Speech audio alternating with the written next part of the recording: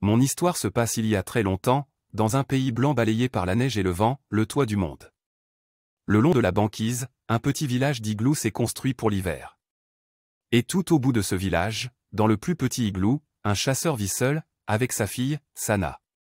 Éclairé par la lampe à huile, il se partage une nageoire de phoque. Regarde-moi, Sana. Je suis vieux et je reviens toujours bredouille de la chasse. Nous mangeons ce soir nos dernières provisions. Il faut que tu te maries. Il y a beaucoup de bons chasseurs qui rêveraient de t'épouser et qui pourraient t'apporter chaque jour un nouveau phoque à dépecer. Pourquoi ne veux-tu pas te marier? Mais, une fois de plus, sa fille ne lui répondit que par un silence gêné. Un jour, lassé de l'avoir refusé tous les hommes qui se présentaient, son père finit par lui dire « Épouse donc notre chien et partez tous les deux loin du village, sur cette île que l'on aperçoit là-bas. » La jeune femme, résignée, s'exila sur l'île avec son mari-chien.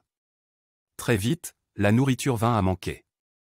Le chien avait été un précieux atout pour son maître, mais maintenant qu'il était seul, il était incapable de rapporter du gibier. Les jours passèrent ainsi. Sana tentait tant bien que mal de se nourrir de quelques poissons pêchés, mais cela ne contentait pas son estomac qui criait famine de plus en plus souvent. Les choses s'aggravèrent lorsqu'elle tomba enceinte puis accoucha d'une portée de petits chiens. Sana ne parvenait plus à pêcher suffisamment de poissons pour nourrir toute la famille.